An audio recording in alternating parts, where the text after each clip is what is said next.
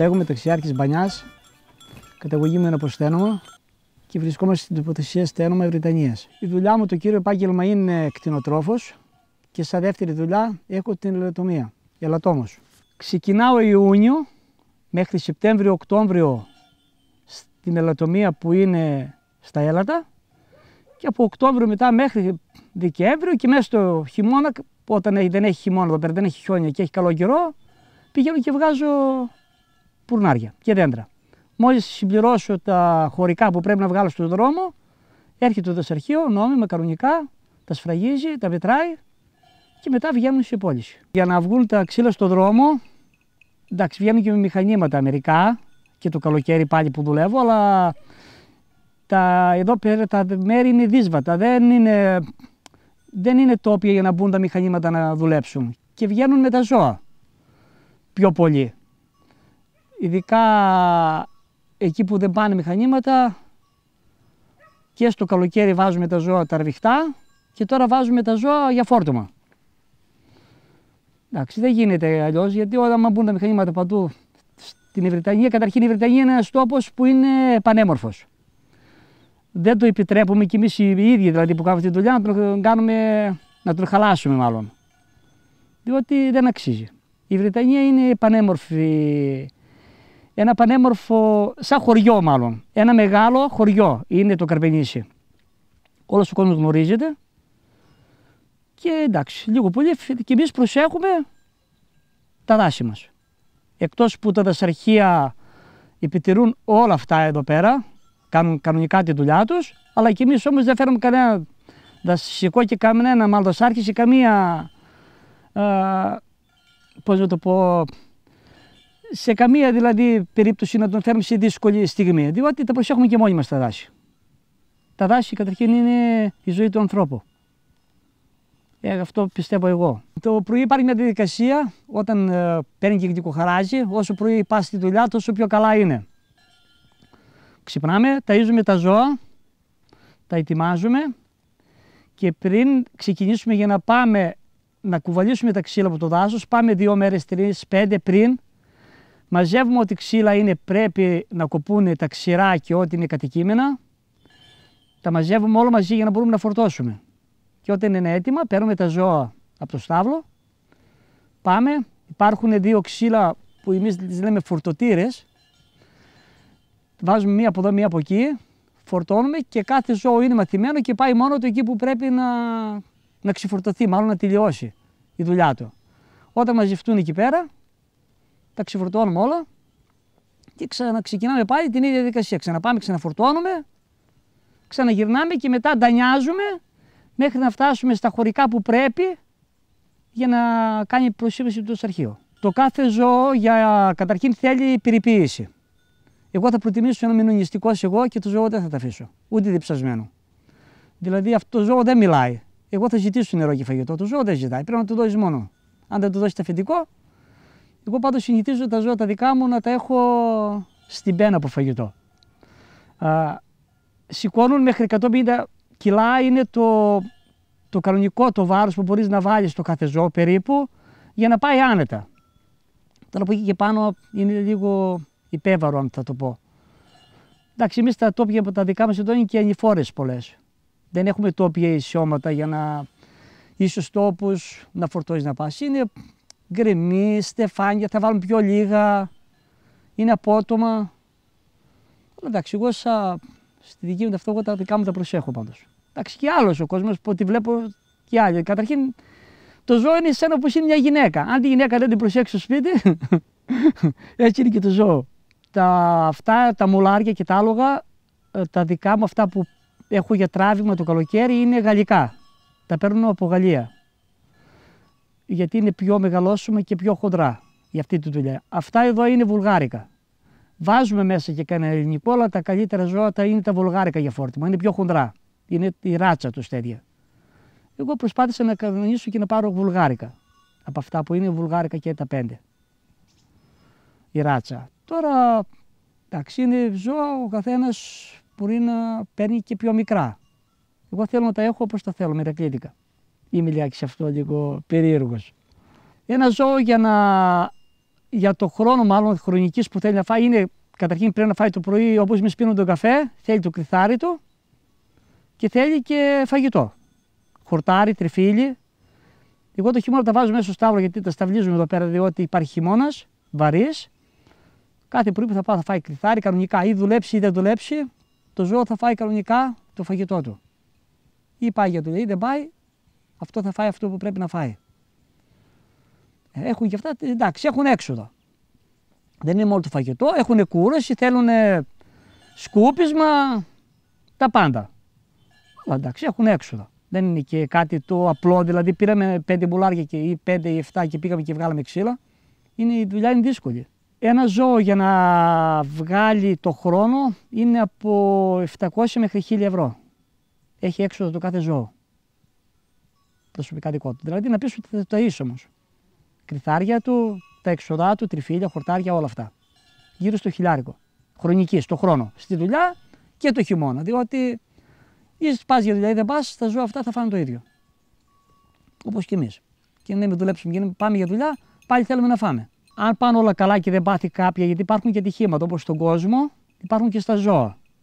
Μπορεί κάποιο ζώο να κάνει κάποια χαζαμάρα στο δάσος, να φύγει σε έναν γκρεμό, είναι επικίνδυνα, όπως ο άνθρωπος. Παρόλο που τα προσέχουμε, φτιάχνουμε δρόμους, ανοίγουμε δρομάκια κανονικά, τα φτιάχνουμε έτοιμα, να μην μπορούν να φύγουν έξω, αλλά καμιά φορά συμβαίνει. Κοίταξε, ένα ζώο στη δουλειά που κάνουμε μπορεί να κάνει και 25 χρόνια και 30, μέχρι 20 δουλεύει κανονικά. Και μετά δουλεύει, αλλά ανάλογα τι δουλειά το κάνει ο καθένας το ζώο που έχει. Δεν είχα ποτέ ατύχημα σε ζώο. Δουλεύω αυτή τη δουλειά, την κάνω 22 χρόνια, 23, δεν είχα ποτέ ατύχημα. Δεν είχα γιατί δεν ξέρω, δεν μου έτυχε, δεν το υπέλεξα, δεν έχω τόσο προσοχή στα ζώα, μπορεί να είναι και αυτό γιατί τα προσέχω πάρα πολύ. Τα δάση της Ευρυτανίας έχουν έλατα, πουρνάρι και δέντρο. Αυτά είναι τα κλαριά δηλαδή, που μπορούμε να χρησιμοποιήσουμε για ελαττωμία. Δεν υπάρχει κάτι άλλο εδώ πέρα. Και αυτά με την εντολή του δασάρχη. Δηλαδή θα έρθει να τα σφραγίσει, θα μας πει ποια θα κόψουμε, ποια είναι τα κατοικίμανα, θα τα δει ο δασικός. Θα μας πούν μέχρι πόσα μπορούμε να κόψουμε ή κυβικά σε χοντρή ξυλία ή χωρικά σε καυσόξυλα και αυτά θα βγουν με τον άλογο τρόπο στον δρόμο. Παραβιάσεις δεν υπάρχουν, διότι δεν αξίζει να παραβιάσουμε, διότι δεν υπάρχει λόγος. Τα δάση είναι τόσο πολλά στη Βρετανία που τα προσέχουμε και υπάρχουν ξύλα δηλαδή που μπορούμε να χρησιμοποιήσουμε χωρίς να κάνουμε καμία ζημιά στο δάσος. Αυτά που είναι να φύγουν από το δάσος μέσα πρέπει να πάρουμε. Η ελαττωμία που κόβει η Βρετανία τα έλατα, όχι η Ελλάδα. Δεν πάνε πουθενά εξωτερικό, η Ελλάδα. Είναι εμπόροι που τα παίρνουν από Αθήνα, Λαμία, Λάρισα, Τρίκαλα και το ίδιο για αυτά τα ξύλα που βγάζουμε τώρα, το ίδιο και για αυτά. Εγώ τα πιο πολλά μπορώ να τα δίνω και στα σπίτια μόνος μου. Είναι το δασαρχείο που έχω την έγκριση που μπορώ να δώσω όσο μπορώ. Υπάρχουν όμως και τμήματα που μπορώ να τα δώσω σε έμπορα που πάνε πάλι εδώ κοντά στην Βρετανία. Φέτος η συζήτηση στη ξυλία είναι αρκετή διότι έχει ανέβει το πετρέλαιο. Αλλά εντάξει, τώρα εντάξει, είναι και δύσκολο γιατί είμαι ο μόνος που βγάζω ξύλο εδώ πέρα με ζώα. Εντάξει, εγώ δεν μπορώ να καλύψω όλη την Βρετανία. Θα καλύψει μερικά άτομα. Τώρα οι υπόλοιποι θα βολευτούν. Άλλοι από τους συνεταιρισμούς που βγάζουμε και εκεί χωρικά. Οι συνεταιρισμοί βγάζουν κάθε συνεταιρισμός, υποχρεώνει το δασαρχείο και βγάζουν χωρικά. Δηλαδή το ξύλο που δεν είναι χρήσιμο, τα υπόλοιπα από τα έλατα, παίρνουμε το χρήσιμο και τα υπόλοιπα τα φτιάχνουν μετά οι συνεταιρισμοί ντάνες και τα παραχωρούν το δασαρχείο σε άτομα που είναι με ειδικές ανάγκες, σε κόσμο που δεν μπορούν να πάνε να φτιάξουν ξύλα.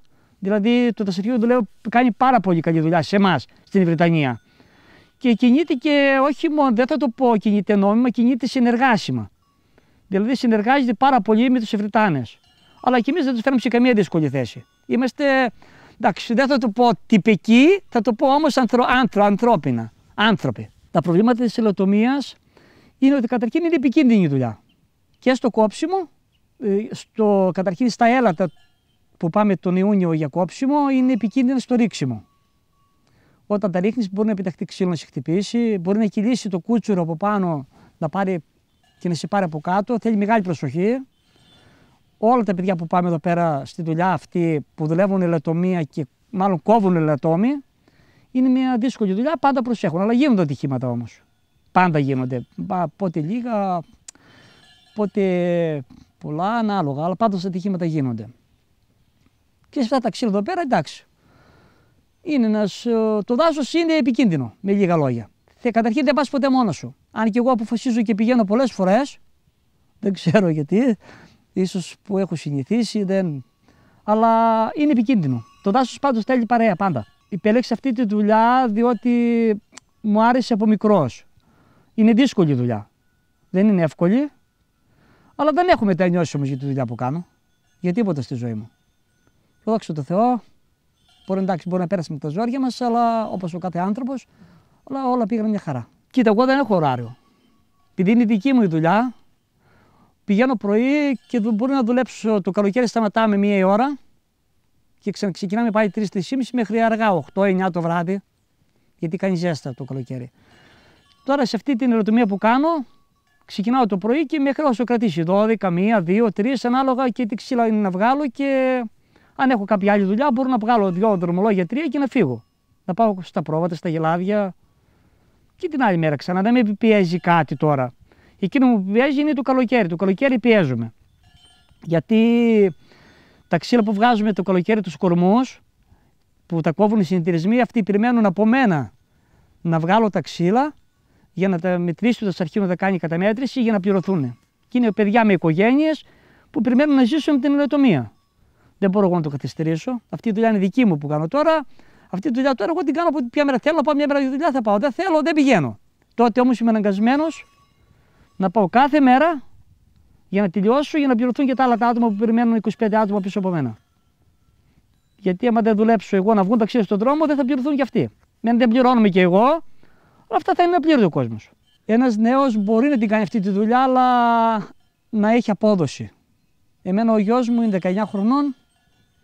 Παρόλο που έχει μεγαλώσει τα ζώα, ξέρει αυτή τη δουλειά και τη μία και την άλλη και με τα ζώα ξέρει, αλλά δεν θέλει να ασχοληθεί, ούτε εγώ θέλω να τον κρατήσω εδώ πέρα. Γιατί δεν έχει όχι κέρδος, καλά εκτός από κέρδος δεν βγάζουμε τίποτα. Δηλαδή κουραζόμαστε και συντηρούμαστε. Αλλά είναι ότι δεν έχει μέλλον. Το χωριό δεν έχει μέλλον τώρα. Δεν υπάρχει κάτι, έναν νέο να τον κρατήσει. Δηλαδή ότι ναι, έκατσα στο χωριό, πήγα στα πρόβατα, στα γελάδια, στα ζώα, στα μουλάρια που έχει ο πατέρας μου, ξέρω εγώ δουλεύω, αλλά βγάζω και λεφτά όμως. Δεν έχει ένα μεροκάματο. Δεν αξίζει κάτι. Είναι πολλά τα έξοδα. Κοίτα, με αυτό που φτάσαμε τώρα τις ζωοτροφές, είναι για όλα αυτά που κάνουμε, είναι πολύ δύσκολα. Αλλά εμείς τώρα δεν μπορούμε να αλλάξουμε επάγγελμα. Μπορούμε να το ελαττώσουμε τα ζώα, μπορούμε να μειώσουμε τη δουλειά, να μην έχουμε πολλά ζώα για να συντηρούμε το χειμώνα. Αλλά τώρα εντάξει, τώρα εγώ σε γραφείο δεν μπορώ να πάω. Η συμβουλή δική μου είναι ότι εγώ δίνω και στο γιο μου τέτοια συμβουλή. Του λέω ναι, να φύγει από εδώ, αλλά όσο μπορούμε κι εμείς και βοηθάμε, δεν θα αφήσει τη δουλειά που κάνουμε. Διότι είναι ένα μέρος που δεν θα σε αφήσει ποτέ χωρίς ψωμί που λέγανε και οι παλιοί στο χωριό μας. Διότι είναι μια δουλειά που πάντα θα βγάλεις λεφτά για να φέρεις γύρα. Αυτό είναι. Τώρα, εντάξει, άλλη συμβουλή δεν υπάρχει. Πάντως να το προτείνω για να μείνει εδώ πέρα, δεν υπάρχει περίπτωση. Υπάρχουν παιδιά που είναι στα χωριά που ξέρουν πολύ καλά την κτηνοτροφία, πολύ καλά να δουλέψουν στα δάση, ειδικά στην Βρετανία, αλλά τα διώχνει αυτό που δεν έχει απόδοση.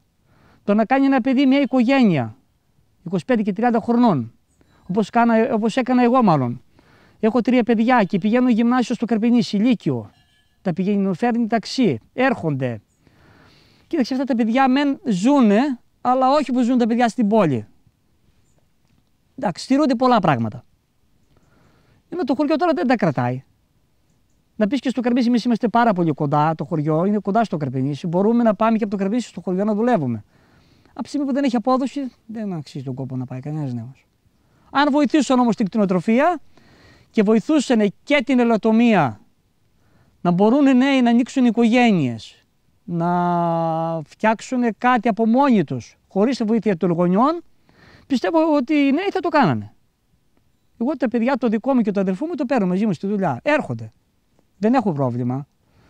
Αλλά όμως δεν είναι κάτι για να το επιμείνω για να μείνω στο χωριό. Δεν έχει ζωντάνια. Δεν έχει. Τι να πω, τι να προτείνω εγώ, τι να κάνει στο χωριό. Η ζωή στο χωριό είναι. Θα το πάρω από τον Δεκέμβρη που βάζουμε τα ζώα, γιατί έχω 100 γελάδες, 100 μάνες αγελάδες και 100 πρόβατα. Όταν βάζουμε τα ζώα στους στάβλους, ξυπνάμε το πρωί 7 ώρα 7.30 με την οικογένεια, 7.30 ώρα 8 παράειμαι στο στάβλο. Η γυναίκα επειδή πηγαίνει για δουλειά, 9 ώρα πρέπει να είναι στη δουλειά, με βοηθάει καμιά ώρα λίγο. Ετοιμάζουμε τα ζώα μέχρι 10-10.30, παραπίσω όλα τα ετοιμάζω όλα έτοιμα. Μετά φεύγω, πάω στο σπίτι, θα φάω, θα κάνω λαμπάνι, θα καθίσω καμιά ώρα δυο το χειμώνα. Και μετά ξανά 3 ώρες στο στάβλο.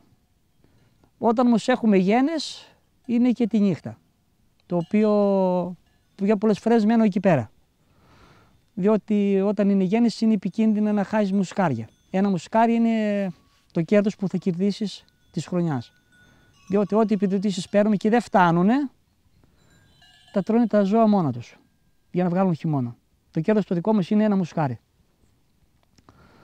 Όταν ξεκινάει η άνοιξη και βγουν τα ζώα έξω, τότε έχει λίγο τρέξιμο μέχρι να πάμε στο βουνό του Ιούνιο.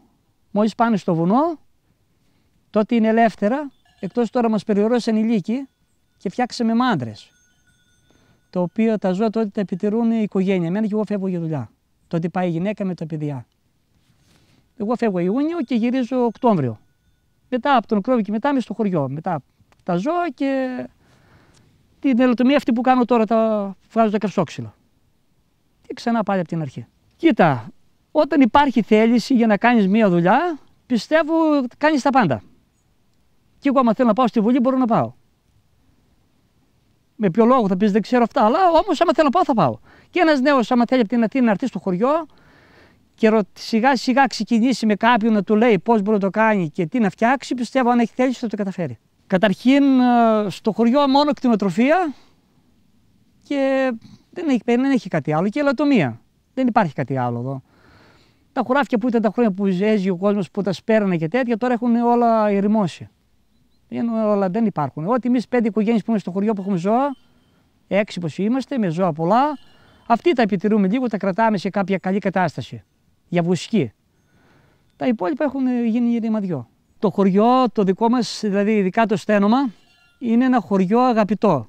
Όχι μεν και τα άλλα τα χωριά της Ευρετινίας δεν είναι, αλλά το δικό μας δεν ξέρω, όχι ότι εγώ είμαι από αυτό το χωριό, αλλά είναι. Καταρχήν είναι πολλοί γλεντζέδες στο χωριό. Το χωριό κρατάει το χειμώνα γύρω στους 60 με 70 κατοίκους. Το καλοκαίρι όμως από το Μάιο μέχρι τον Οκτώβριο είναι 200-250, όλα τα σπίτια είναι γεμάτα. Γίνονται πανηγύρια. Είναι πολύ ωραίο χωριό, μάλλον σαν χωριό ορεινό, διότι το καλοκαίρι είναι το καλύτερο που μου αρέσει εμένα όταν έρχομαι από τη δουλειά. Θέλω να βγω στο καφενείο, που είναι τα παιδιά από την Αθήνα, οι φίλοι μου. Δηλαδή αυτό, επειδή εγώ δεν ζω ζωή στο δάσος, δεν βλέπω κάποιον. Ένα άτομο, 2 που έχω στη δουλειά, μόνος μου είμαι. Όταν πάω στο χωριό θέλω, λαχταράω. Να βρω τα παιδιά, να χορέψουμε, να πιούμε τα τσιπουράκια μας. Εντάξει, είναι ένα ανανεωμένο χωριό. Και το σημαντικότερο είναι ότι τα παιδιά από την Αθήνα δεν είναι μόνο το καλοκαίρι. Έρχονται Χριστούγεννα, Πάσχα, 28 Οκτωβρίου τώρα θα είναι εδώ,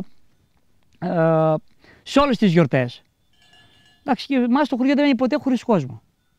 Η νεολαία δηλαδή του χωριού που είναι εκτός χωριού, που έχουν οικογένειες Αθήνα, Λαμία, το χωριό το αγαπάνε πάρα πολύ και έρχονται.